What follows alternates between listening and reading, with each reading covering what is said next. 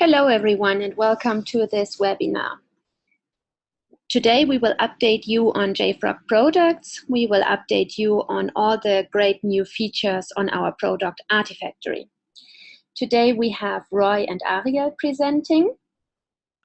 And if you have any questions during the webinar, it would be great if you can use the chat option to put your questions in, or if you can save the questions until the end of the webinar so that the presentation is not disturbed by questions, and we will leave some time after the webinar for your questions.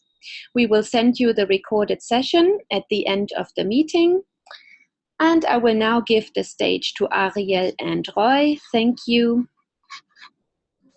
Hi, Catherine. Thank you very much. Hi, guys. Thank you for attending this webinar. So my name is Ariel. Here with me is Roy. Hi, everyone. And we are going to show you what's new in Artifactory, what new features we are developing, and about the issue. Some of them already exist. And let's start. So first thing we would like to touch is JFrog Access. If you heard of it, this is a tool that we developed. This is up until now, it was something that was as part of the bundled Artifactory we were. In the next version, since 5.4, we externalize it to a different WAR file, so it's still come bundled with Artifactory, but we are going to do some improvements, and it will going to serve all the JFrog products, such as X-Ray, mission control. It will be one centralized location to handle all the access. We can show you a quick demo about it, but first things first, what is being used by Access service? So first of all, you can just generate tokens and use them without creating users, or to generate tokens for existing users. It will be used for unify and centralize, of course, of user groups, permission management. Single sign-on, it's something that you can also do using the tokens. So just one thing to mention, Access actually has been part of Artifactory since version 5.0. But as Ariel mentioned, it was up until version 5.4 and in embedded mode. And now in a separate, as a separate WAR, it comes in a bundled mode with Artifactory. So the reason there is a check next to the token, because this is something that you might be already familiar and using. And the rest of the bullets is the capabilities that Access will provide to Artifactory users later on in the roadmap, and also will be affected across all Artifactory, all of JFrog products, including Artifactory. And that will be what enables you features like a single sign-on, summon and end-up integration for X-ray and mission control, and so on. And I think what we would like to demo now is a quick exhibition about how you can use those tokens, for example, to generate access for non-existing users in Artifactory.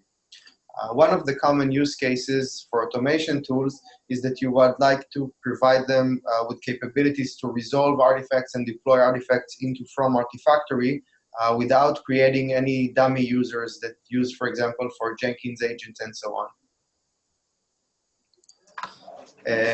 This will be what Ariel will demonstrate now. Okay, so first of all, as you can see, going to my Artifactory instance, you can see that once I'll go to the users, you only have two users at the moment. One is admin, and the second one is anonymous. You don't have any other users here. Now I'm going to go to my terminal and to create an access token. Now, for doing so, I've prepared in advance the command, and I will explain about it. What we are doing is creating, let me just enlarge the font a bit so it will be easier for you guys to see. A bit more. Okay. So as you can see, I'm addressing Artifactory, which is installed on my local host machine in port 8081, going to the API of security, generating token with a post request, and delivering the following information. I'm adding the -d. I'm giving a username, name Ariel, in this specific example, and providing a scope of member of groups, meaning that I would like to have this specific user, or this specific token as part of the access repo 1, access it should be access group, my bad, group 1, and access group 2. Okay. And another thing that I've added is that it should be refreshable, meaning that I will be able to refresh this token upon just before and right after it expires, because you have also the field that says that it will expire after 3,600 seconds by default. You can, of course, change it with your own param. So doing so, I've addressed Artifactory and got the following token. This is my access token at the moment. So I can use this one instead of password using Ariel. So if I'll go back to my Artifactory instance, as you can see here, you can still see that I still don't have a username Ariel, but if I'll go to access tokens, you can see that I've just generated a new one, this one. And let's see what I've got. So you see that I have several repositories. You have access repo 1 and access repo 2, which has effective permission, and you still don't see Ariel here, but under groups, you have access group 1, access group 2, which are part of access permission target. Now, what I've generated is this access token is part of this permission token. So let's just go and deploy. I have here the following files. So I'll just go with curl -i, give a username Ariel, which you saw that doesn't exist at the moment. Give the access token. So I'll just copy paste it from here.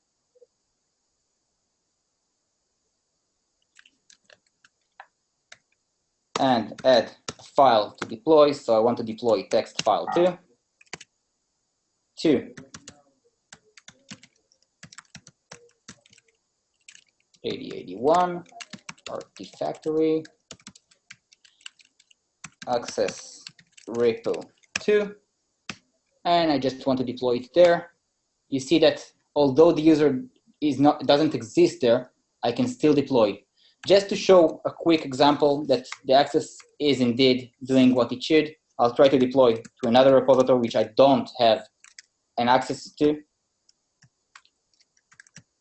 And you'll see that I'll get 403, that the user is not permitted to deploy.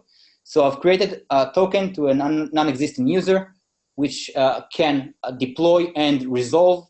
And let's just quickly resolve. Curl -i, you add Ariel, and the access token.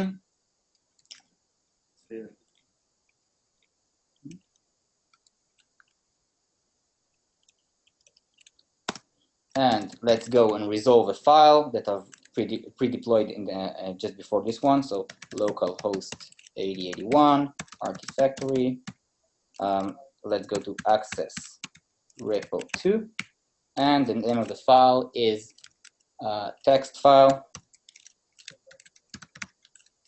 .text. It's an empty file, so text file access repo 1, sorry.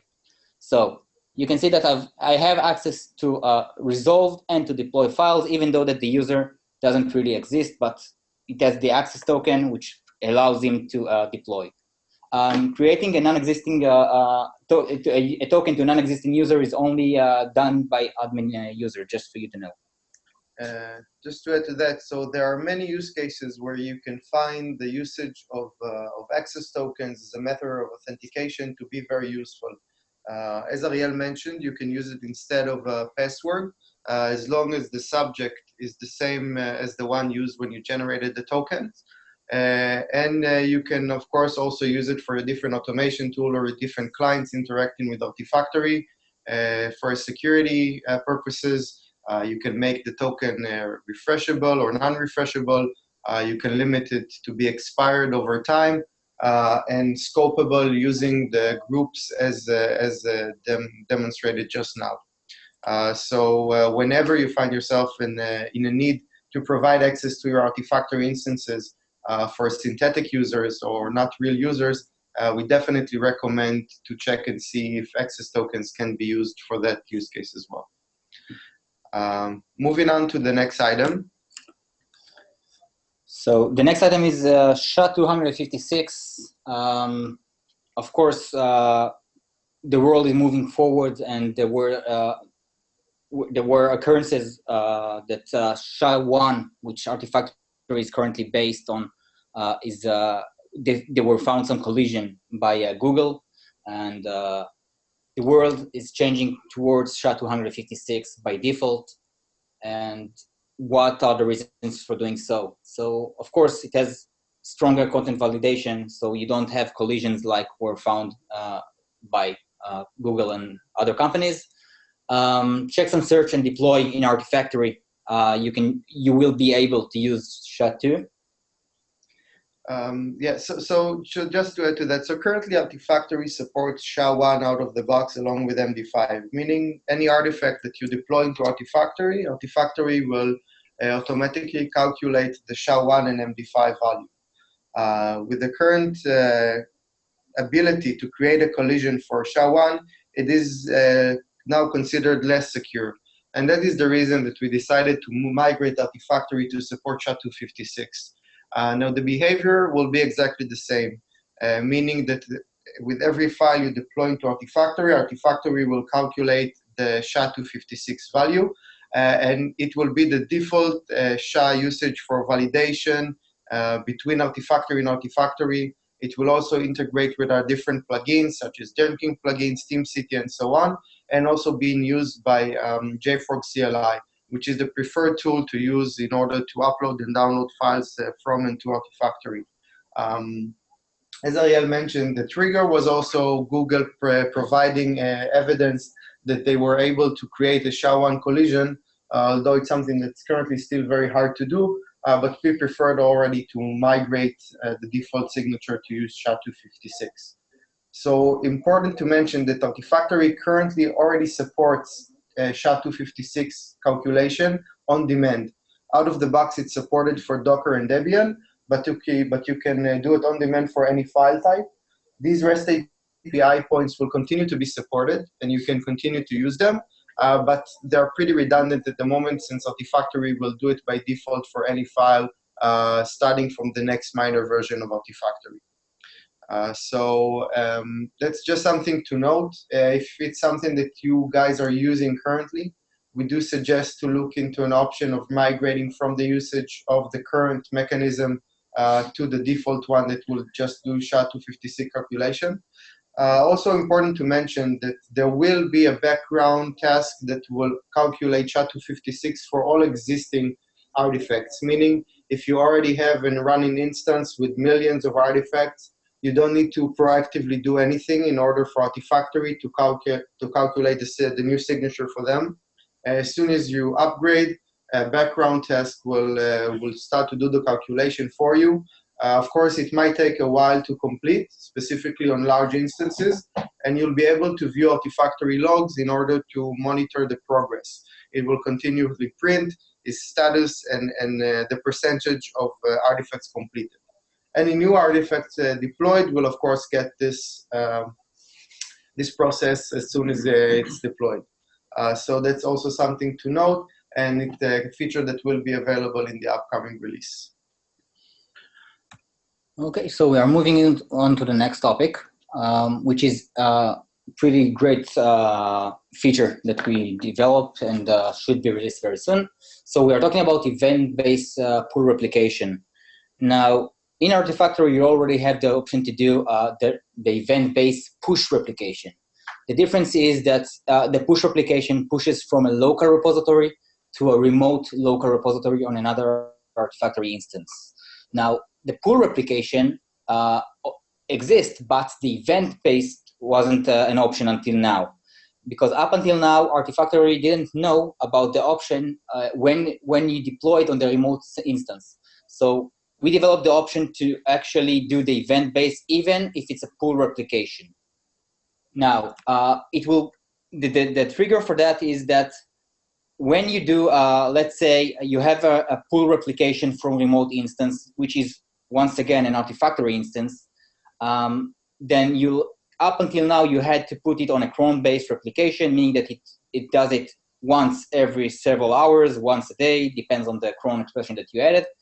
and you don't really know when new files arrive. Now, when your developer needs a specific file, it will have to go and fetch it on demand, and it's slowing down the process. This is one of the triggers.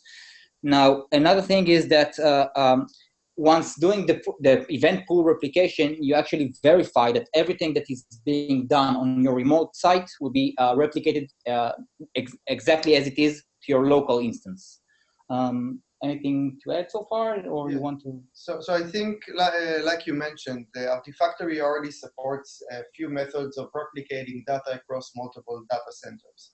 So until now, we had the push, multi-push, and pull replication, where event-based was only supported in the case of push and multi-push replication. And the great benefit, I think, that pushes customers to prefer to use event-based pull replication in order to eagerly populate the cache when a new artifact is being deployed into the local repository on the remote side, is that it's immediately available. And through different automation processes, this becomes a critical criteria to make the artifact available in all data centers as soon as it was deployed. And if considering the following use case, when using push replication, you need to wait until the data was completely replicated across the remote site before it was available for download. The great thing about the remote, it's available as soon as it was deployed on the pool, because even if the replication process haven't completed, meaning the cache was not populated by the time the request came, it will still fall back into the lazy caching that is available by the normal remote mechanism. So this can cause, for example, not the need to use sleep mechanisms or sleep configuration between different automation tools and so on. Also, it's relevant in case you have some limitations around your inbound, outbound connection configuration and networking between your sites. So I think those are the two main cases where you can explore usage of event-based pull replication versus using the normal push replication that you have available now. Also, just to add to that, this is currently an enterprise feature. So if you're using Artifactory enterprise license, again, coming up from the next minor release, same like the SHA-256, you will be able to use this feature as well. Okay, so I think it's a demo time. So I'm going to my instance. I have currently an instance which you can see is on 8081. I have another instance on 8082. And I have a Jenkins job that will deploy to 8082, which I'll show you in a second. So currently, I have a repository here named libs snapshots local, which has some kind of data from my last builds, but I don't have any reference in my 8081. So let's go to a remote repository, create a new remote repository that will point to a Maven repository at the moment. And let's call it, for example, art remote replica. Let's point it out to the second instance. So we go to HTTP localhost 8082/Artifactory and libs snapshot local. Let's test it. We'll see that it automatically found out that the remote site is an Artifactory instance and give me the options of smart remote repository. I'll just check those to have syncs. Now, moving on, I will add my credentials, because in order to do a replication, you have to have read permissions, and I would like to provide this one. And last but not least, I'm going to define the replication from the remote site. This is a pull replication from the remote site to my instance. So first thing first, I need to provide a cron-based, a cron expression in order to make sure that there are no gaps or any issue that a data might not be replicated due to, for example, if you are doing a maintenance and you are dropping down your instance, the list of the pull replication, the event-based is memory-based, meaning that if you shut down your server, even for maintenance, the list will be deleted, and this is where the cron expression comes handy, and he will sync all the data that wasn't synced. And also, it will sync data that was existing in the repository, as you just saw, before setting up the event pool replication. So I'm going to check the event pool replication. I want to sync the delete artifacts, meaning that if some artifact is being deleted from my remote site, it will also be deleted here. Yeah, and sync the properties.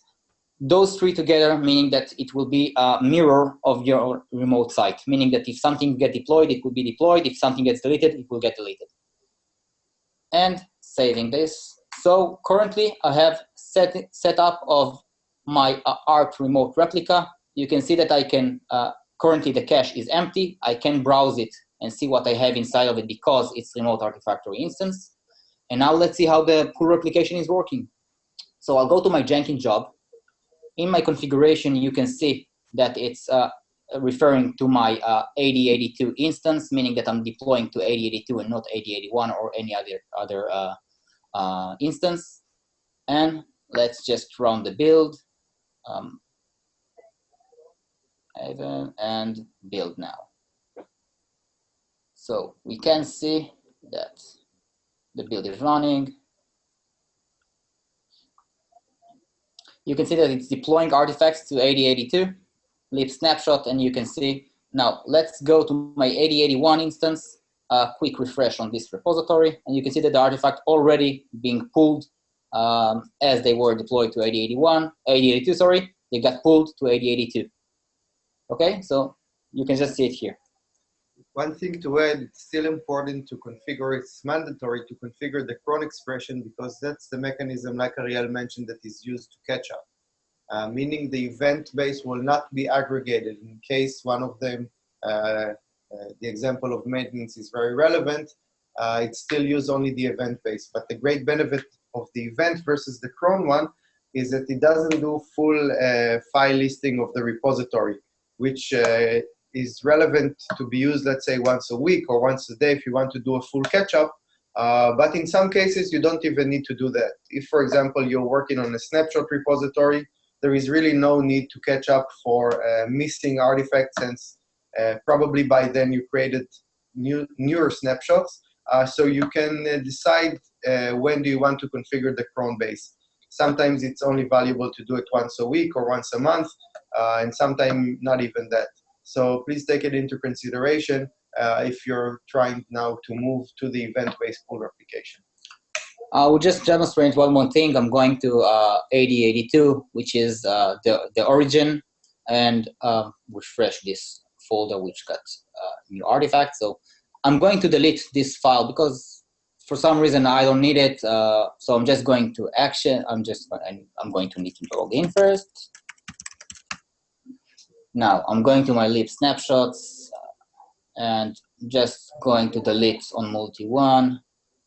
This, let's say I don't need this jar anymore. I'll go and delete it. So this will be also replica to here. You can see that this jar got deleted also from here. So it's creating a complete replica and a complete mirror image of your remote site in your remote repository inside this repository. Okay, moving on. So another great feature that we already developed and is out there is adding certificate authorization to remote repositories. The main thing that made us do that is because there are repositories, and we'll show it in a second, such as Red Hat, that requires authentication by certificate and do not support basic authentication of username and password in order to resolve artifacts from it. So what will you be able to do is, of course, manage your certificates, if it's self-signed or not, through the client, through the Artifactory instance. And this will allow you, of course, to proxy remote instances or remote sites that requires this type of authentication. As you can see, of course, and I said, it supports also the self-signed certificate, so it doesn't have to be a certified certificate from a known provider. This can be a great option. So Red Hat is a great example of a public repository which requires a certificate to be added. But even if you have multiple Artifactory instances in your organization, the ability to use self-signed certificate across the multiple instances is a great method of ensuring that the communication done between Artifactory and remote Artifactory instances is done in a secure manner, and only by an approved certificate, even if you generated it yourself. So if today you are only using the basic authentication method, you can of course mix it. It's not necessarily instead of using the basic authentication that can be used, for example, for the relevant permissions for the Artifactory user in the remote site, but just to ensure that, that all communication is really coming out of the remote Artifactory instance in a secure way. So you can also mix it together with the basic authentication that you already have in place today. So also something to consider in existing installation if you have multiple Artifactory instances across your organization. Okay, I think it's demo time.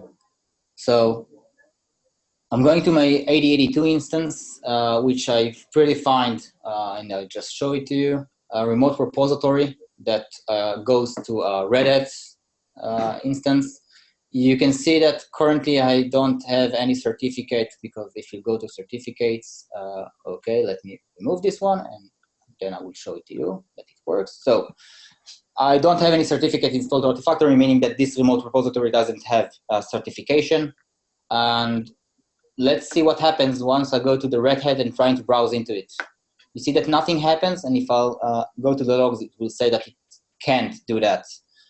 So in addition to that, I also want to show you that from my terminal, I have a CentOS operation, and I'm going to do just yum install it in enlarged font, so it will be easy. I will show you first that my configuration points to my Artifactory. You can see that it's currently defined to my Artifactory instance using my authentication. This is my internal IP. And you can see that it points to the Red Hat Artifactory instance, okay? Now, let's just try to do a yum list, which is a very basic thing, and you'll see that I'm getting an error, which I can't do that. 404 not found because it doesn't have the proper permissions to do that. Now, what can we do in this situation? So we'll go to the Artifactory, we'll go to certificates, and now we are going to install the certificate inside. We're going to create a new certificate inside Artifactory, meaning that just let me drag and drop it. So I'm going to create a new one. I'm going to give it an alias of Red Hat. Great, and let me just drag and drop it. So I have the certificate inside Hit and saved. Now, in addition to that, I also need to configure the repository to use it, meaning that currently I just upload it to Artifactory, and now I'm going to the remote repository and telling in the advanced section, I'm going to tell Artifactory, once you're trying to reach this repository, use that certificate. Saving this and going back to the free browser. Now I'm going to try and browse again, and you will see that I'm able to do so. I'm getting the information, I'm getting the repo data from it. So as you can see, it's working, but who among us using the UI? We are mostly using the terminal. So let's just do yum list again. And we can see that Artifactory is able to resolve all the packages directly from the CentOS, from the Red Hat remote repository.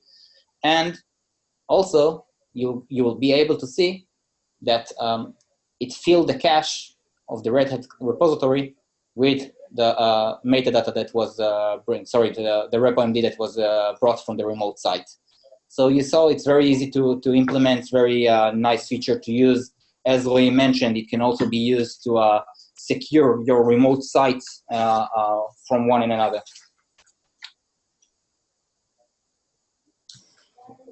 Okay, so next one is associating SAML users to groups. Up until now, this is something that was not possible because SAML was creating the users on the fly during the session. And this was very very, let's say, it's high important from some of our users to create this feature, which makes perfectly sense. What it does, basically, it maps the attributes of the SAML and takes the group from it and assign this user to the groups that were passed through the attributes. It allows you to inherit the groups and the permissions of the user of the groups that were passed through those attributes, meaning that a user will get the proper permissions that you set up in the SAML. Anything you want to add? No, just that currently the way that users are doing it now is by creating in the internal Artifactory user after the initial SAML login, and then they were able to associate the user with the relevant groups and permission in Artifactory. However, not everyone wants to create an internal Artifactory user for each one of their SAML users and prefer just to use the SAML mechanism in order to do so. The limitation around that until this feature was enabled is the fact that the user were not associated with any group or permission target. So unless an internal user were created, it was not possible to link a specific SAML user to a permission target. And now with this feature, you are able to do so using groups. So by setting this attribute, you are able to link the SAML user, which is only exists in memory. We don't save the SAML user internally anymore, but during his session, he will still be able to inherit permission from groups. This is also can be in combination if you import your LDAP groups into Artifactory. You can associate the same groups managing LDAP to the SAML user. And that's a very common use case. Using a combination of SAML and LDAP is something that we know a lot of our customers are doing. So they want to manage the permissions based on their LDAP groups, but they still want to enable users to enjoy a single sign-on using SAML.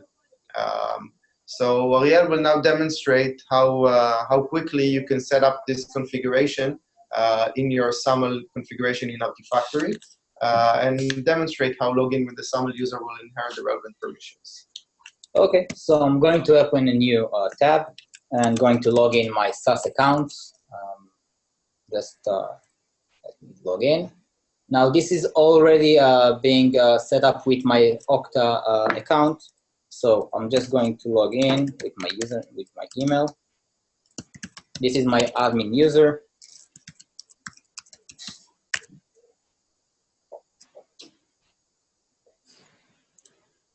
And I'm going to show you the configuration of this SAML SSO.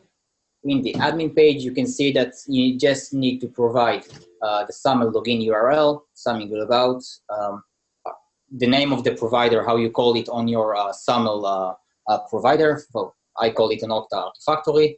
Give it a certificate.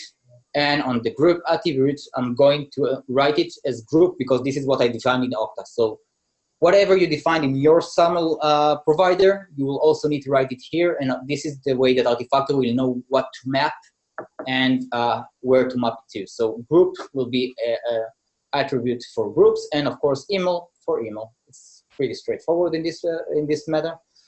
And I can choose whether to create users or not.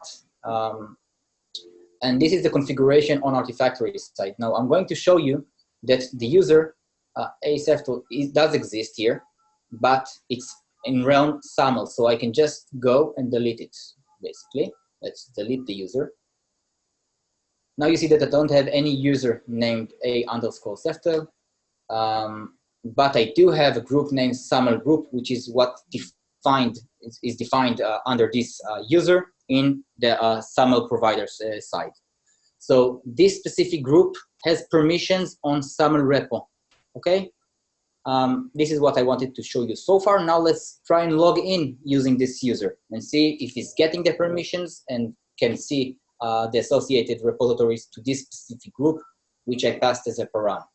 So I'm going to create a new session, going to my SaaS account again.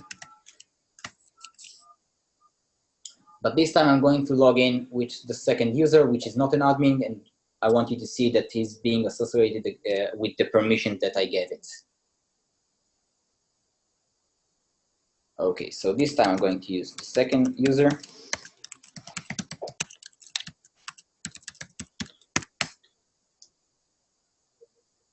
And you can see I'm logged in, I'm not an admin.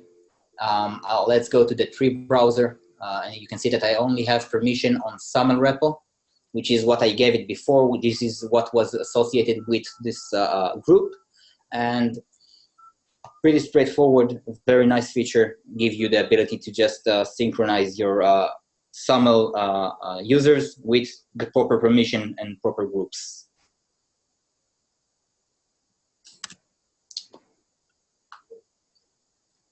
The next topic is sorting and filtering your tree browser.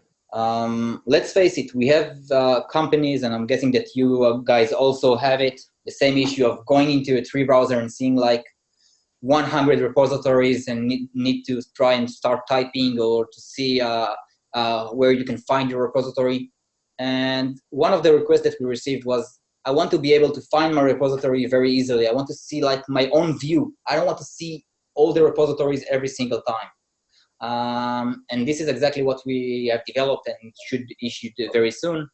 It's the ability to actually filter your view according to your own needs, your own configuration. For example, if I want to see only local repositories, I want to see only specific technology. For example, I want to see only Maven and Bower.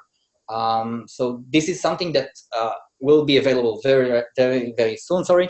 And do you have anything to add about it? No, I just think that this is a great usability feature. So the clutter tree is something that a lot of customers, including us at JFrog here, got feedback from different teams about the different methods that they can limit the amount of repositories that they view and filter them according to package type or repo type and so on.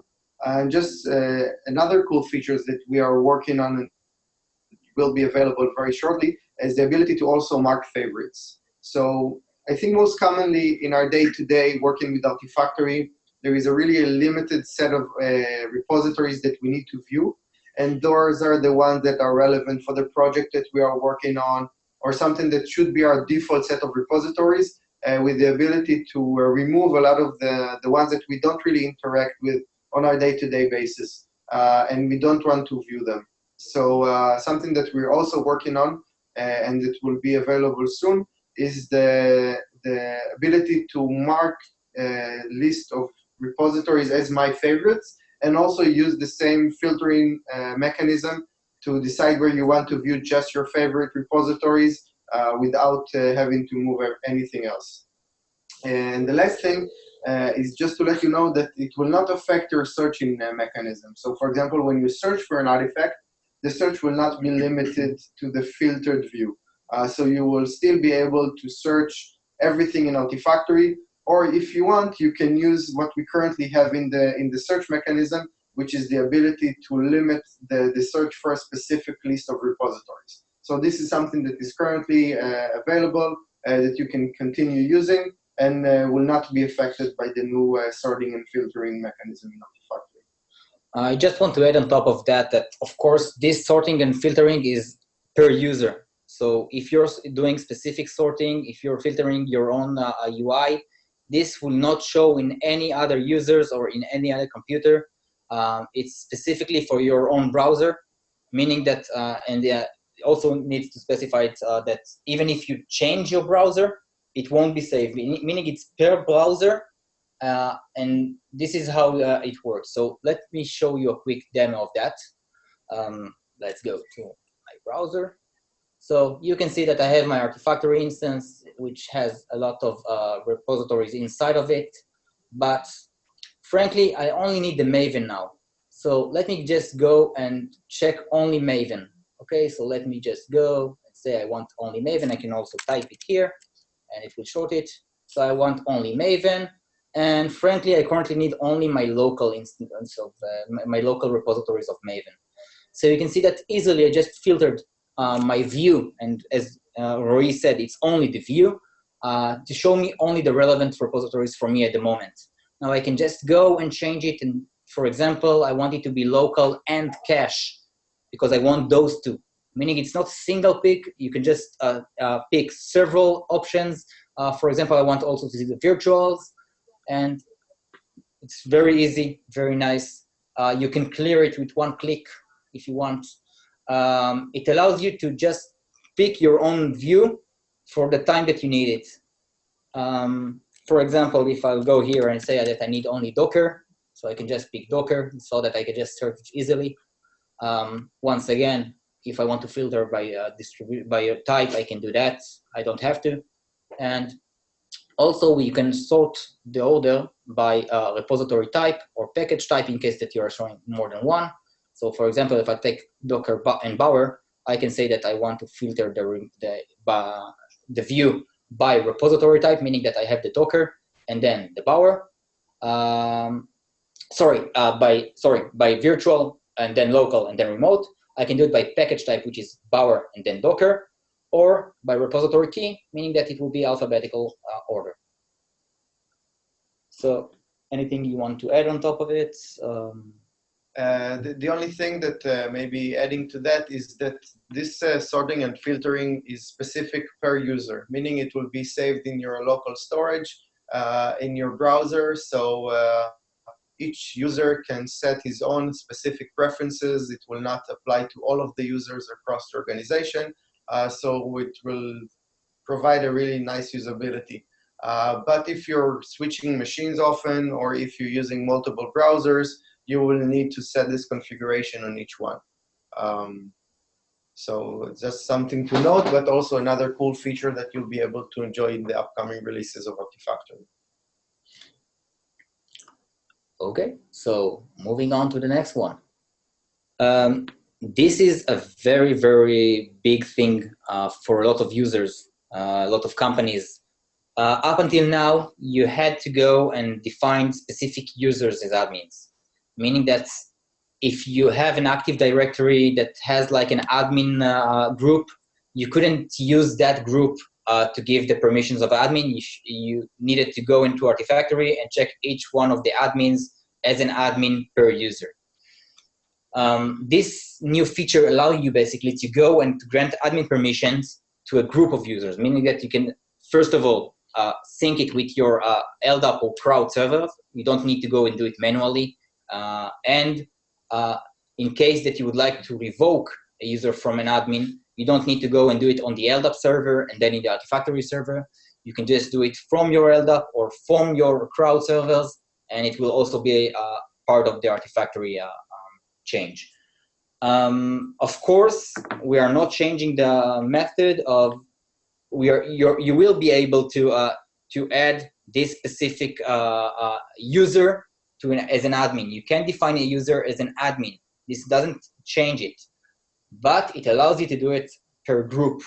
And in that matter, as just explained, it's more efficient and allow your team to be more scalable and working correctly with your LDAP or any crowd servers. Anything that you would like to add on top of it? Just the fact that it was one of the items that was open in our public Jira for a while, and we know a lot of customers were waiting for that one. So I'm sure that every organization working with groups, either internal in Artifactory or external, like using and importing them from LDAP and Crowd, can definitely enjoy this feature. From a maintenance and usability point of view, it's definitely a cool feature and something that I think a lot of you can enjoy.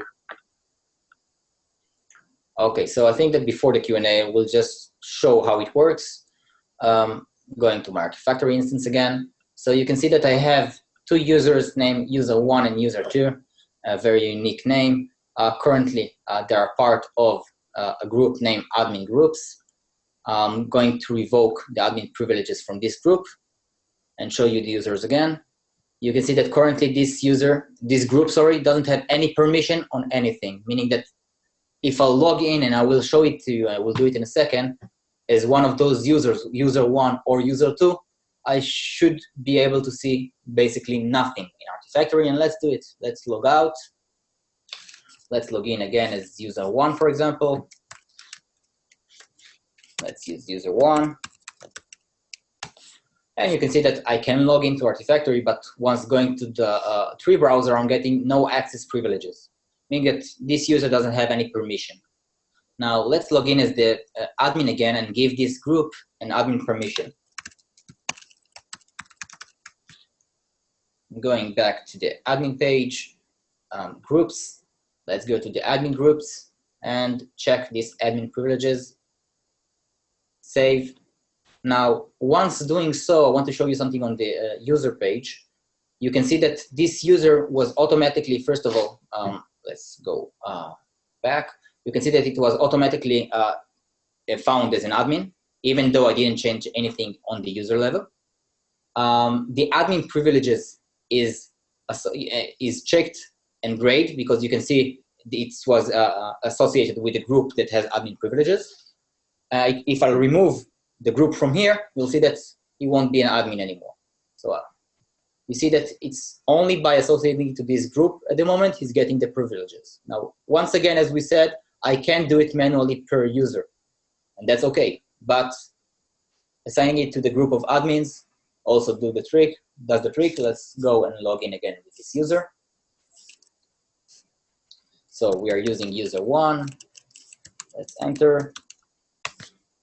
And you can see that this user currently can go to the artifacts tab, see all the repositories, and of course have admin privileges and access to every admin option that he's currently having in Artifactory. I think that this is it on the presentation side. And we are going to the Q&A unless you have anything to add. No, I think that's it from our side about what is new in Artifactory and the stuff that we've been working on in the past 2-3 months. And so these are the stuff. Some of them are already available in the latest version. Some you will be able to enjoy in the upcoming releases of Artifactory. And we did have a few questions coming up during the session. So let's try and take them now with the few minutes we had left. So the first question is about using access tokens. And the question was, in which method of authentication can access tokens be used? So as Ariel demonstrated, the token can be used instead of a password for basic authentication, as long as the subject that is used, meaning the username, matches the subject that was used when generating the token. And the token can also be used as a barrier token, which is very useful since a lot of the clients today use barrier authentication instead of basic one. So if you're using a newer client that supports barrier authentication, you can use the token for that, and then a subject is not needed or a username is not needed. If you're using a client that only supports basic authentication, you can do that in the same way Ariel demonstrated. Okay, we have another question about the SHA-256. What will happen about migration? I mean, if you have existing artifact, will you be able to migrate it? So yes, this is something that Roy mentioned. We are working on it, and it will happen on the background. Meaning that you don't have to do it manually, but you will be doing. It will be done on the background or on demand. Meaning that if you request specific artifact for each SHA-2, it will be calculated. Okay. So the next one is regarding the cron. Is regarding the event-based pool replication, and regarding the cron expression. So the question is, will the cron expression will still be mandatory? And the answer is yes.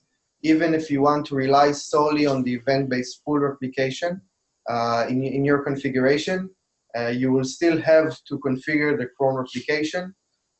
We do suggest that if you have no interest to do the full catch-up and the sync, even not on a weekly basis or a monthly basis, you can configure potentially a very long distance cron expression to run in the future. But then just bear in mind that in case of a maintenance or any network issues or any reason that the replication mechanism did not replicate the content, it will not catch up. And that can be relevant for snapshot repositories for release repositories, we of course do recommend to have some fallback using the cron expression. Okay, I see that we have another one about the certificates. So the question was about self-signed certificates. So as we mentioned, it is possible. I'm guessing that he just missed it. So, okay, so yes, you can. And it will also, as we mentioned, can help you with using your own self-signed certificate between sites. We have another question about would it be possible to pass registry or packages filter by URL parameter, meaning to share with other people or set as favorite in our browser. This is related to the filtering of the tree browser. And let me.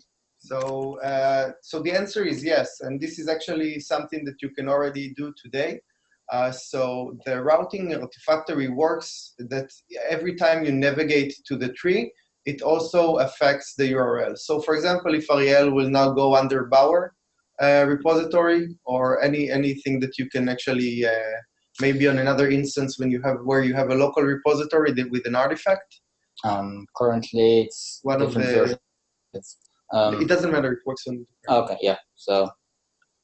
Yeah. So for example, like here. Yeah.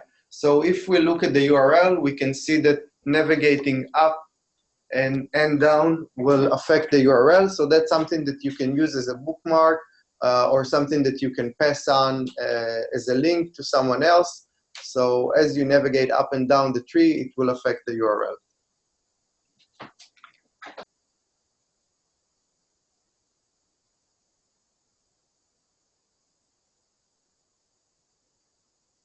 The next question is it possible to perform a migration from Nexus to Artifactory? What is the cutover experience like while going through that process? Okay, so actually we have a very cool tool that can enable you to do that migration. So there are two main methods of migrating from Nexus to Artifactory. The first one is the lazy approach, meaning you can just configure remote repositories in Artifactory to point to your old instances, and then you do lazy migration on demand. Only the artifacts that users are actually using will be cached in Artifactory. This, in the combination with virtual repository, can create a completely seamless migration from the user endpoint. Specifically, if you're using reverse proxy or any other method of pointing to your external URL to your internal Artifactory repository, you can just switch from Nexus to Artifactory. So from the customer, from your internal user's point of view, it will be completely seamless. Another way is that you can eagerly populate Artifactory with an export of Nexus. And for that, we have a very cool tool. If you go to our GitHub account, we can show you a tool that's written in Python. And besides the content, it can also enables you to migrate the configuration. So, for example, I think it's one above it, and let's go to Nexus. Yeah. You have this plugin. So yeah, it's not actually a plugin, it's just a tool that you execute using Python, and it allows you through the different steps, decide what you want to do. If you want to configure also to migrate to your group's configuration, user configuration, and so on, you can select to do so. And of course, it can allow you to migrate the actual content from your old Nexus instance into Artifactory. And this is available to you on our GitHub. It's on GitHub, JFrog Dev, Nexus to Artifactory. It's just, you can just browse there and use this tool. Okay, so I think this concludes our session so far. Thank you guys very much for joining the webinar. It's been a pleasure. Hope that we can have this webinar again in a few months and share some more information. And sure, you can always go on our user guide to the release notes to catch up with our latest and greatest coming from Artifactory, X-Ray, Mission Control, and we of course update in our release notes all of the new cool feature. So a lot of the stuff that we talked about here are already available, and the other features will be updated in the next minor release of Artifactory. So thank you very much, guys. Sure. Have a great day. Bye-bye. Bye-bye. Thank you, everybody. We will send you an email with a recording of this webinar in the next days. Thank you, Ariel and Roy, for your time, and I wish everybody a great remaining day. Thanks. Bye-bye.